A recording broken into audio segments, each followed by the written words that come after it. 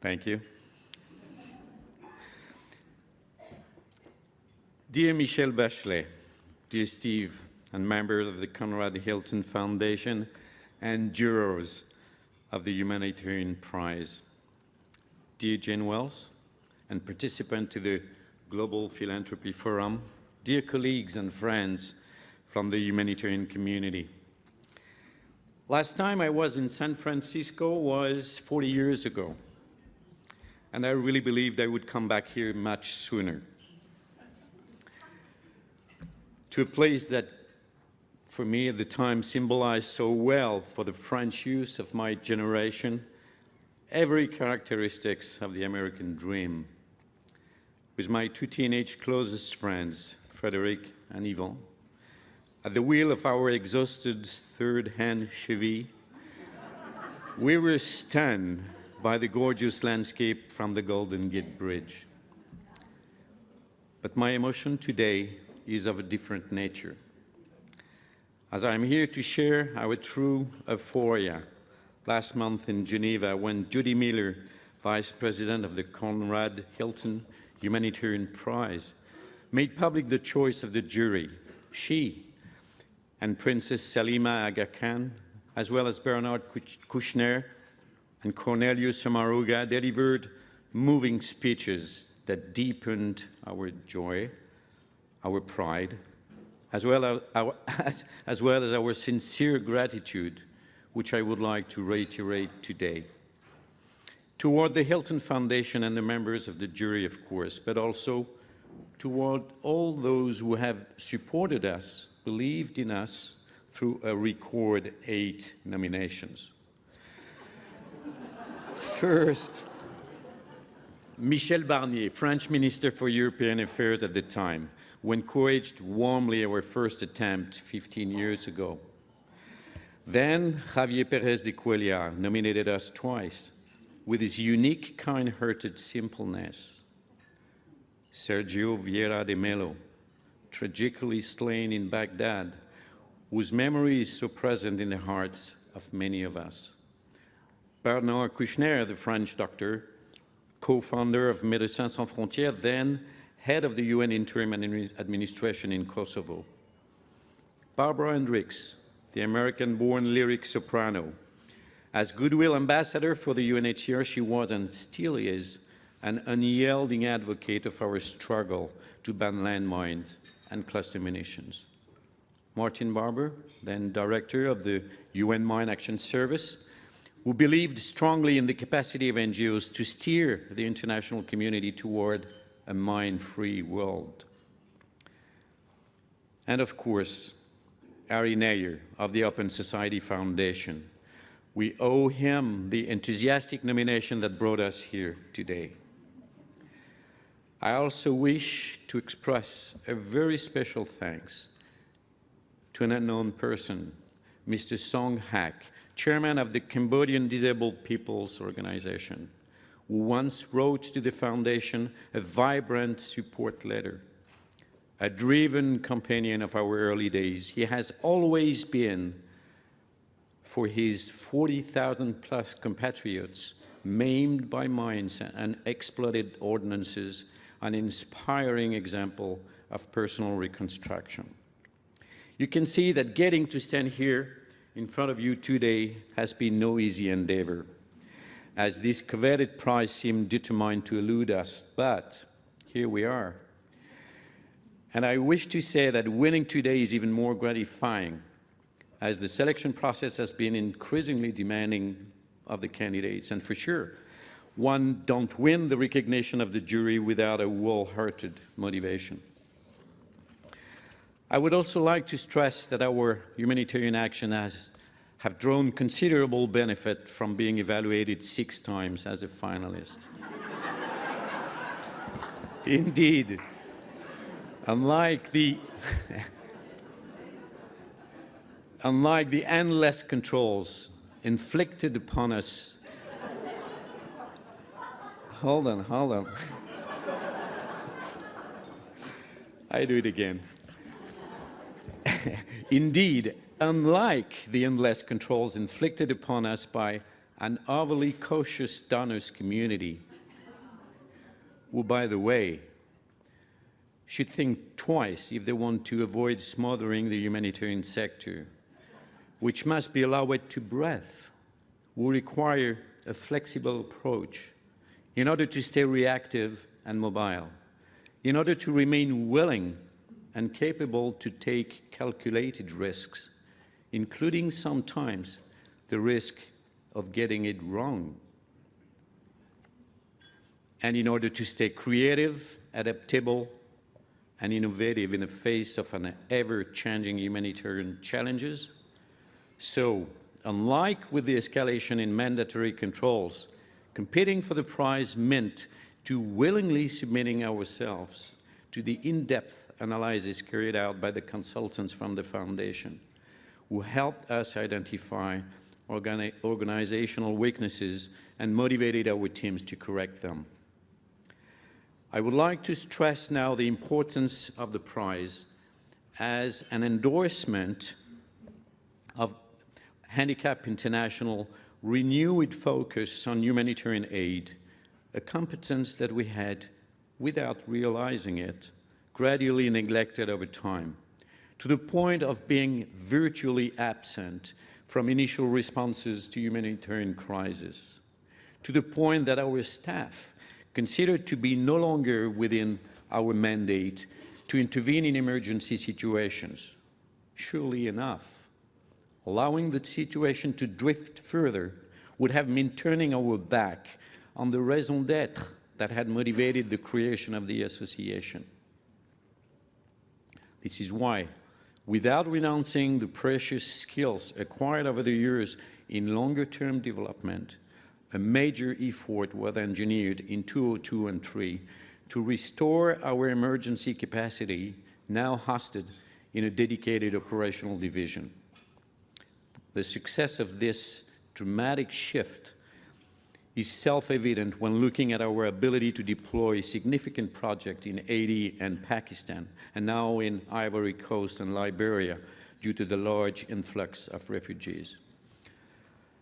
I have personally always believed in the imperious character of timely aid brought to individuals and families crushed by misfortunes, assailed by man's madness, and marginalized by the indifference or powerlessness of local authorities to ensure their protection and provide for their essential needs, therefore forcing them to deploying the most incredible survival strategies. Indeed, when the unthinkable happens, when faced with the untellable, when everything else is falling apart, there must be something left for the most vulnerable minorities to believe in. Humanitarian aid, worthy of the name, is an aid capable of effectively taking into account their specific needs when they are plunged with no warning into a spiral of insurmountable difficulty. This challenge defines Handicap International ambition and strategy: to be there at the very hub of each humanitarian response and to take part in the organization of relief for the majority, so as to be in a better position to reach, to make visible the most fragile minorities whose rights are so often overlooked, and among them, the people with disabilities who need specific solutions to better cope. This strategy actually stems from the rationale that led to Handicap International creation following the fall of the Khmer Rouge regime, while one of the biggest relief operations of the 20th century was taking place along the border with Thailand.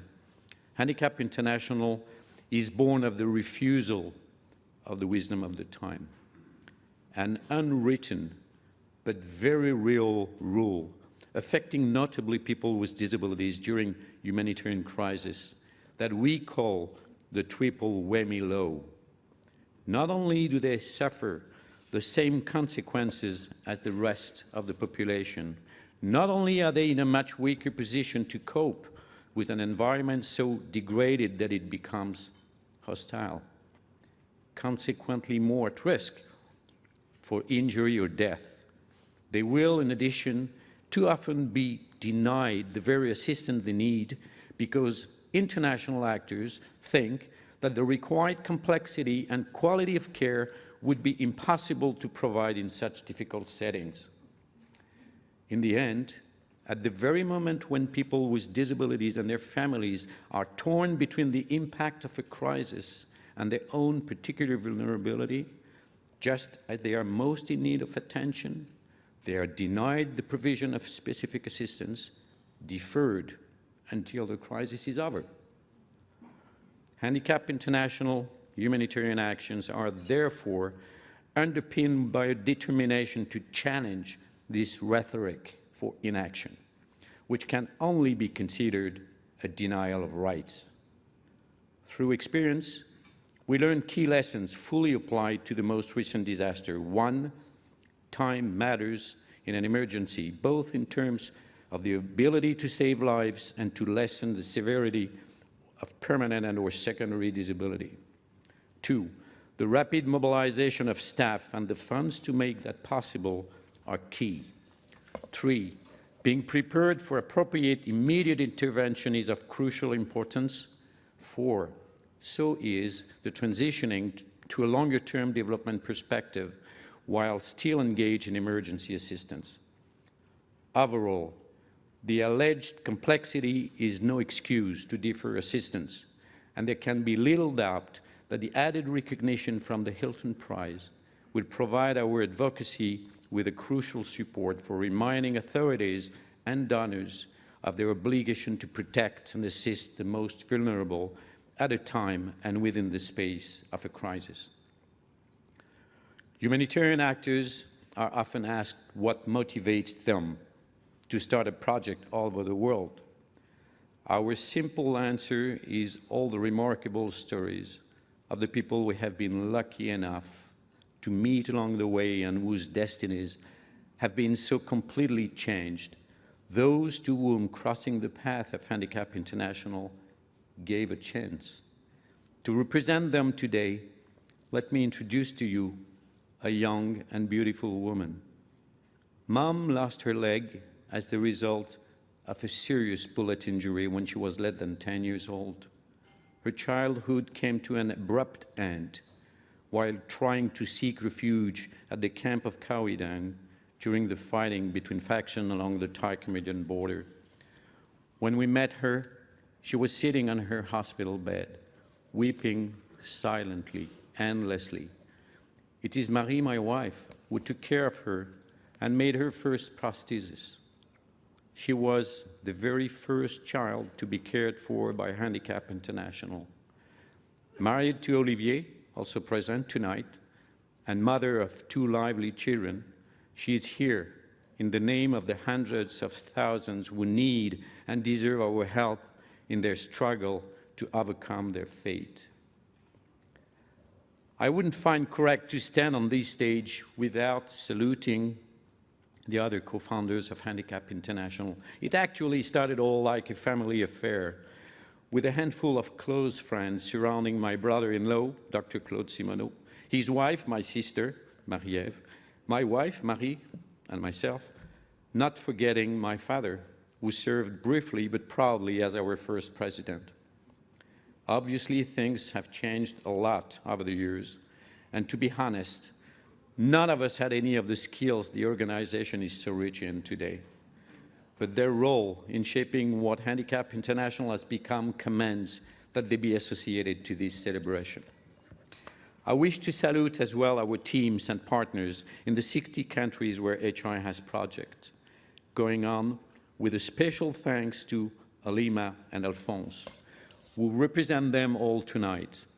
Alphonse came all along from Kenya, where he leads our project to assist forgotten and quite desperate Somali refugees in the northern camp of Dadaab, individuals and families hit by HIV/AIDS in the western Kitale province, and people with disabilities surviving in the slums around Nairobi.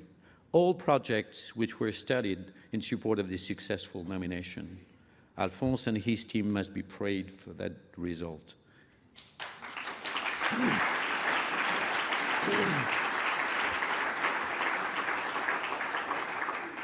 Alima came yesterday from Haiti, where she now leads our largest ever emergency operation. Following the earthquake that devastated the country, she jumped in a plane, and within 48 hours, she was leading our first emergency teams in Port-au-Prince to care for the many people wounded during the disaster, and soon afterward, in close coordination with all the other stakeholders, notably Healing Hands and CBM, she was organizing our contribution to the rehabilitation effort to fit several thousand amputees with emergency temporary prostheses designed by Handicap International.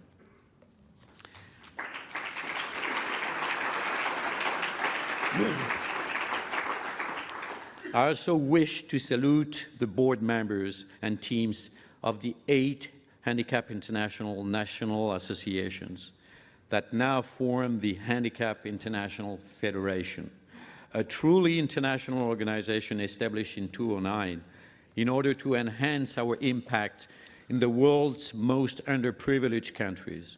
The board of the Federation is represented here by its treasurer, John Lancaster, a Vietnam War veteran, a long-time advocate of the independent living movement, and recently appointed member of the board of the United States Institute for Peace.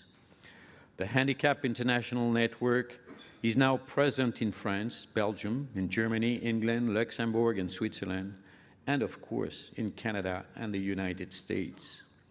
With the presence among us of Thérèse Dupuis, the dedicated president of Handicap International Canada, as well as Wendy Batson, the founding director of Handicap International USA.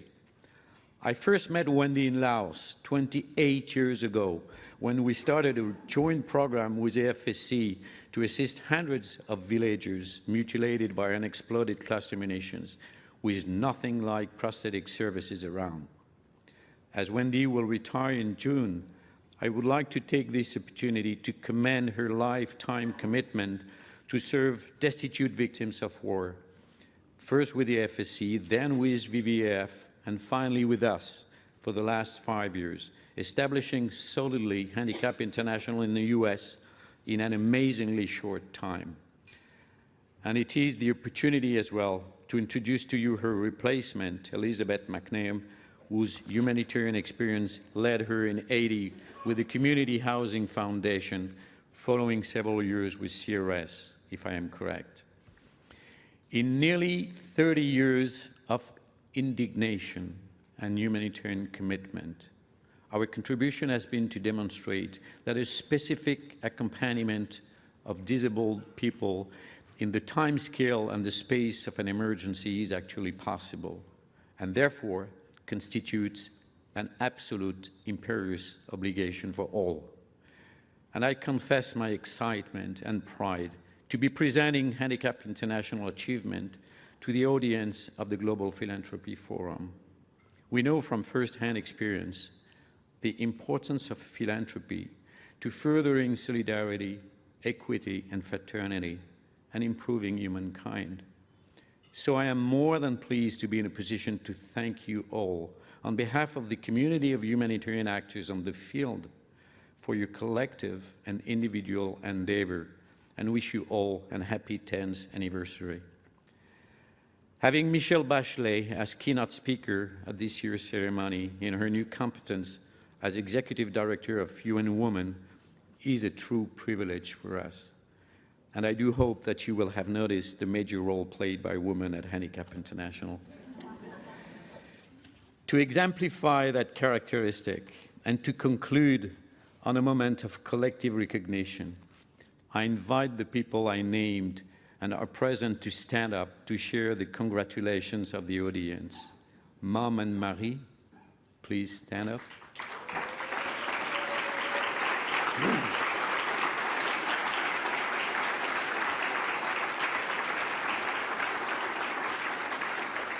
Alima and Alphonse, the field people.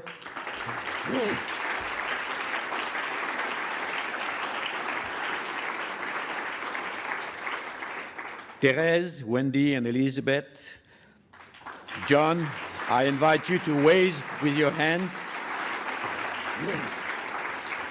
so that we acknowledge together that the American dream of my youth has somehow come true. Thank you very much. Wishing you a fruitful forum. Stay here for a minute. I do. Well, I have to admit there was a little confusion. I don't know if you picked up on that when I left, and Jean-Baptiste was very patient.